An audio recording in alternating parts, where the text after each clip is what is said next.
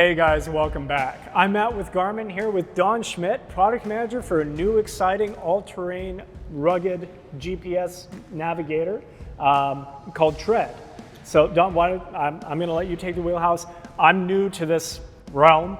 Tell me what Tread is going to be most used for, who's it going to appeal to, and who it was made for. That's right, yeah, so let's start with who it's for. The Tread it's a rugged device, and it's built for ATVs, UTVs, side-by-sides, snowmobiles. Obviously something like this. Yeah, that's right. Yeah. You can see we've got it here on our side-by-side today, and it's a 5.5-inch display, ultra bright, so you can see it on sunny days. It also is IPX7, so weather resistant. The full system is rated for that rain, and it's glove friendly. So if it's real cold, you have gloves on for protection or whatever, you can still touch and use the display. It's a really neat product, and it's got some really cool features, new features that we're bringing to it. Mapping is one of the big ones, all preloaded for all of those types of disciplines. So if you're in the mountains or if you're in Moab, you're in Colorado, whatever, we have the trail systems, we have that information preloaded on the device. And then also you can see some of the extra wires coming off the mount here, which is our group ride radio. So we have an antenna plugged into this, and then we also have a fist mic for voice communications. And that is used for tracking other riders in your party, so you can see them on the map as you're driving, and you can also talk to them, talk back and forth with them on the map to communicate, plan your route and things like that on the fly. So, you know, a lot of time when you're group riding, you get backed up, so you want to spread out so that you don't get that dust in your face and dirt in your face, and you're not eating dirt as you're riding. So people like to spread out. And then some people get separated. If someone's going faster than the other and they lose them, then you have to turn around and go and find them, or there's a lot of waiting and playing that game on the trail. This eliminates that. You just keep going forward. You can see where everyone is on the device, and you can track them and you can talk to them. It's pretty neat. So what type of communication does it use in terms of being able to reach out to one person or another? Yes. I'm assuming it's some type of radio frequency. Yep, it's a VHF radio is what we're using. And so, yeah, no cellular signals required. That's a good point. So if you're off the grid, you don't need any cellular signal, you don't need your phone, and you can still see everyone on the map and talk to everyone. Yep. So obviously, this is built to pretty much go anywhere that even you wouldn't expect to necessarily go. So break down for me what type of mapping we've loaded on the Tread. Yeah, so we focused on just preloading all the mapping you need. So the user doesn't have to think about it going out the door. You have everything you need for your ride. So starting with topography, obviously we've loaded all of our topography on there, which has contour lines, mountain peaks, old mines, trail systems, all that information that you'd expect to see on a topo map is there. Additionally, we have all the public land boundaries that you can turn on. And so national forests, wilderness areas, Bureau of Land Management or BLM lands are all pre-installed on here, so you can see those boundaries as you're driving.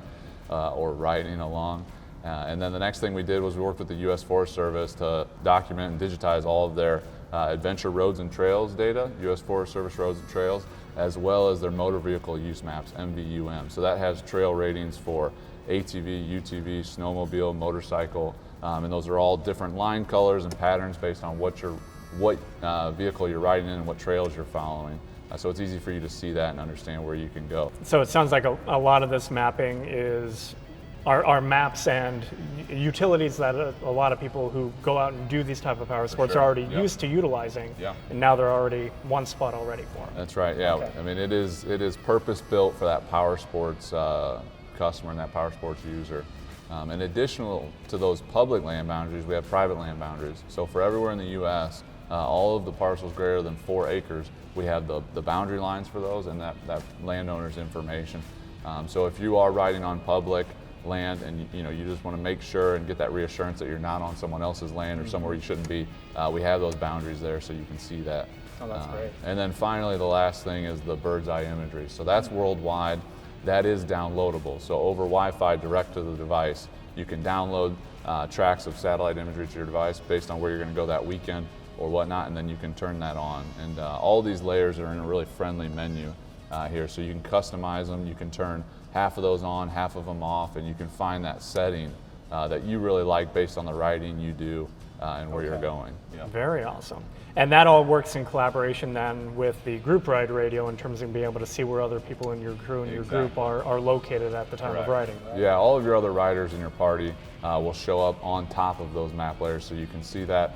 You can even turn on their track lines, so you can see their past tracks on the map and what direction they're heading and where they've come from. So it's really useful just keeping your group together. Well, that I would say, I mean, if you all are trying to get to one particular destination, if somebody finds a path that's a little bit more open than somebody else, you can retrace their steps. Yes, yeah. If somebody starts going down a trail that kind of spiders off into a different direction or whatnot, then you can pick up the fist mic and holler at them, get them back on track with you guys, or chase them down. Don, with group ride, I'm assuming you have 5, 10, 15. You said what, up to 20 riders can be tracked? So say you have 20 people together. How easy is it to get all 20 of you synced up? Yeah, it's really straightforward. So on the home screen of the device, you've got a group ride button. You click group ride, you hit start a group ride. So one person would be the one to start it, and then the other 19 riders would go and search nearby.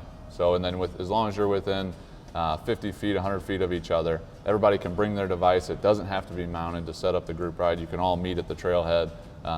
Everybody else will click that group ride name. I could start and I could say Don's group ride. And then you'd say, all right, let me join Don's group ride.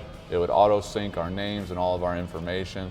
And then it would say that the ride has started and we could see each other on the map. Great, so it's not a whole bunch of back and forth of people trying to sync up individual units. Exactly. 20 different ways. It's one leader, one sync for everybody else. That's excellent. Yeah. All right, so Matt, there's one other thing I wanted to mention, and that is Bluetooth helmet headsets. And I'm sure some people have questions about those. So a lot of people like to ride with a helmet headset that has headphones and also a microphone in it, so they can hear their music and take phone calls and that sort of thing.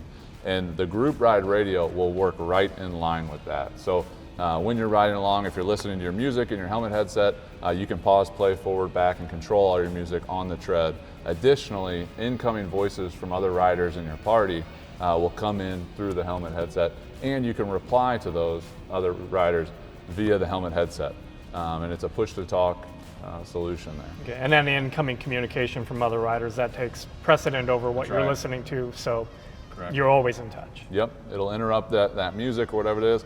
You'll hear them, you can reply, and keep the ride going. So Don, we've talked mapping, we've talked group ride, we've talked communication, we've talked ruggedability. Is that a word? There's got to be more. Ruggedability, Matt. Is that a word? I think it is. Okay. YouTubers at home will roll with it. I mean, that's what comments are for. Yeah. So there's got to be other outdoor tools to help just further enhance this experience for customers and for users of Tread. Yeah, so the track recorder records your tracks into your Explore account. You have all of your Explore data on your device. It's your waypoints, your tracks, your routes, and your collections. Collections are just folders of that data so you can keep it organized. That data also syncs to your mobile device via the Tread app, and that'll sync to your account online. You can go to the computer, you can log in, and then you can also see that information. You can plan tracks, you can import GPX files, mark waypoints or whatever on the computer, and then they'll sync across to your device automatically, and vice versa. You can plan routes, you can create waypoints on your device, and those will sync back to your account online. And then you can access it from anywhere. Okay, so I mean, pretty much really anything that you need is literally at your fingertips one way or another. Yep, that's right. Cool. So Don, you just mentioned the Tread app. Yep. Tell me more about that. Yeah, the Tread app, so you install that on your smartphone, download it from the App Store, and then that allows you to pair your smartphone with the Tread device. And then on the Tread device, you'll get live data. So you'll get incoming smart notifications, so if a message or something from a friend comes in, you'll see that on the Tread display, hands-free calling, also live weather and live weather radar on the Tread device. And then like we talked about, all of your Explore data will sync back and forth via that Tread app. Okay, so really no need to even take your phone out of your pocket or wherever you have it stored when you're out driving, it's all on the Tread. Correct. So Don, why don't you tell me about some of the accessories that work with Tread? Well, why don't I show you? All right, sounds good. All right, Matt, for the first accessory here we're going to talk about is the Garmin PowerSwitch. And so this is a digital switch box, and it manages all of your 12-volt accessories. So we've got it powered here. We just powered into a battery terminal, and then we brought all of our 12-volt accessories, the lights, the light bar, rock lights, whip lights, the air compressor even, go into this PowerSwitch device. And then this device wirelessly pairs with Tread, and then on your Tread device you can control all of your switches and you can turn them on and off. So here's a little demo. The amber pods, the light bar. You can also see the rock lights we can turn on, and then the whip lights back there we can turn on. Now, how many PowerSwitch can you have on one vehicle or paired to the tread at one time? Up to 4 power switches to 1 tread. And each power switch has 6 inputs. So that's a lot of inputs, 6 times 4, that's 24 individual channels that you can manage with 1 tread. That's a lot of buttons. PowerSwitch can also be used standalone with your smartphone. So you can download the smartphone app for the PowerSwitch, and then all those same buttons you'll see in your app, and you can turn all of your accessories on and off from just the phone. So you don't have to have the tread device to use PowerSwitch. Now, is there a way to leverage, like turning your lights on or strobing or anything along those lines, where you don't have to do it manually, like leveraging basically like if you have a pair with tread like the GPS? Yeah, so each channel you can set custom behaviors, and so you can do strobing, you can do flashing, and different settings like that for each of the different channels. Additionally, you can set up smart switches. And so over GPS, you'll get time. The GPS signal includes time with it. And so we'll have the time of day. You could do dusk to dawn lighting and other smart switches like that that would just automatically turn on and off your accessory. Anything like speed-based? Because like I know like sometimes when you're going faster, you want to see further ahead of you. Yeah, so we also have speed. So if you wanted to have like, when you're rock crawling, usually that's done at lower speeds. So you could have your rock lights come on when you get into that lower speed zone. And so then if you're spotting or you have a spotter looking at your tires and things like that to help you along, those lights will automatically come on, and then when you get back at speed, they'll turn off again. So we can do other neat things like that, yeah. And those are all set by the user on the device. Cool, all right, what other accessories do we got then? Yeah, Matt, let's take a look at a couple accessories on the backside here. So the first one is the BC40. You can see right up here, we've just flat panel mounted that and screwed that in. There's also, it's our BC40 with a tube mount. And so you have the option of the flat panel mount, or you can do the zip ties, and then you can mount it to a tube. And you can do up to 4 BC40s with 1 tread. And then it's just a 1-click button on the device, and then you can see the backup camera feed on your device. On tread. Okay. Yeah. And then the other one here that we should talk about is the antenna options. So in the box, we come with our standard VHF antenna, which you can see right here. And that's the cable that is plugged into our group ride radio mount. An upgrade that you can get if you want to maximize the range of your tread and that group ride experience with your buddies is the long range, extended range antenna that we have on that side there. So that would plug in to the same location on the radio and just give you more range and more distance. Okay. Yeah. Awesome. And you said we've got one more accessory? One more accessory, yeah, and that's the Garmin inReach. We can go talk about that now.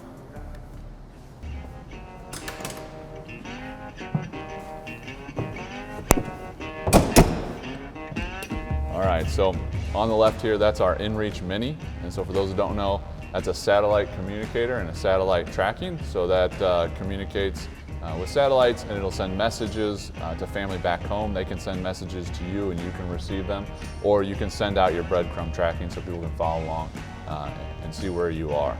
That device wirelessly pairs with our Garmin Tread, and then from the Tread device, you can control all of that satellite communication. So you can start and stop your tracking, you can send and receive messages over the inReach, and additionally, you can signal for SOS if you get into a situation where you need that.